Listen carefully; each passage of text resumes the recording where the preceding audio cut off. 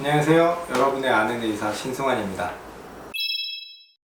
이가 빠진 지 오래됐을 때 과연 내가 지금 가도 임플란트를 다시 할 수 있을지 혹은 임플란트가 안 될지 좀 걱정이 되실 거예요. 가장 사실 확실한 방법은 치과에 오셔서 한번 검사를 해봐야 됩니다. 왜냐면 이게 이제 환자분들이 전화로도 상담을 하고 하시는데 전화로만은 이렇게 환자분들이 이해하고 생각하시는 것과 또 저희가 의료진이 생각하는 부분에 분명 좀 차이가 있어요. 그리고 환자분을 얼굴만 보는 것보다 이제 엑스레이도 찍어서 뼈의 양과 폭 이런 것들도 좀 확인을 해봐야 되기 때문에 가장 정확한 방법은 치과에 와서 한번 검사를 받아보시는 게 정답이라고 생각합니다.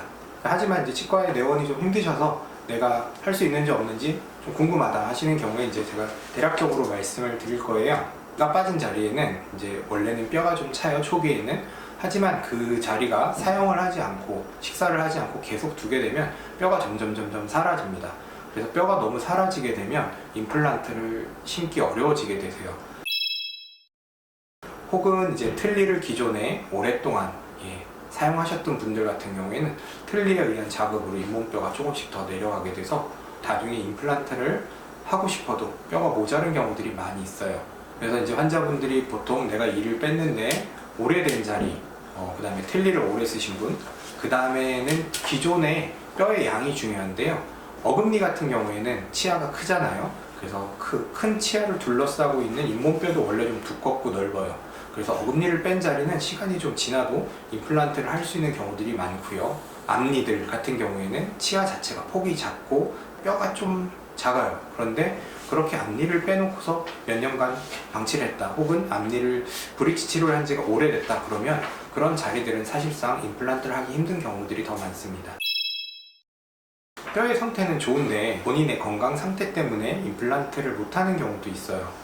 예를 들어서 이제 뇌출혈 혹은 뭐 관상동맥 질환 이런 것들로 인해 가지고 아스피린이나 혹은 이렇게 피가 안 먹게 하는 약들을 어쩔 수 없이 계속 드셔야 되는 분들, 혹은 이제 전신적으로 좀 다른 부분이 안 좋아서 크게 피가 나는 수술이나 큰 수술을 하기 힘드신 분들은 뼈가 좋더라도 어쩔 수 없이 틀니로, 임플란트 말고 틀니로 치료를 전환해서 봐야 하는 경우도 있습니다.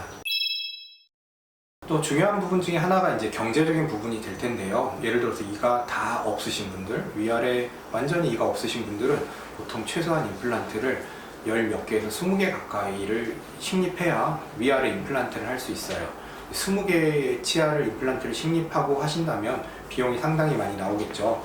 근데 그런 경우에 경제적으로 고려했을 때 비용이 너무 많이 나온다, 그렇다면 조금 더 저렴한 틀니를 생각해 보는 것도 한 방법이 될 것 같아요. 나는 임플란트를 하고 싶은데 경제적으로는 여유가 있지는 않다, 그래서 또 틀니를 하려니 틀니는 또 너무 움직이고 아플 것 같아서 틀니를 주변에서 하신 분들이 불편하다고 한다, 그럼 어떻게 하면 좋지? 이렇게 걱정하시는 분들이 있을 텐데요. 그런 경우에 이제 임플란트와 틀니를 결합해서 임플란트 틀니를 쓰는 방법도 있어요. 기본적으로 틀니를 쓰시지만 몇 개의 임플란트를 추가로 심는 거예요. 임플란트가 틀니의 움직임을 잡아줄 정도로 위에 같은 경우에는 한 4개에서 6개, 아래는 2개에서 4개 정도면 임플란트가 틀니의 움직임을 좀 잡아줘서 틀니를 사용하시더라도 꽤 편한 틀니를 쓰실 수가 있어요.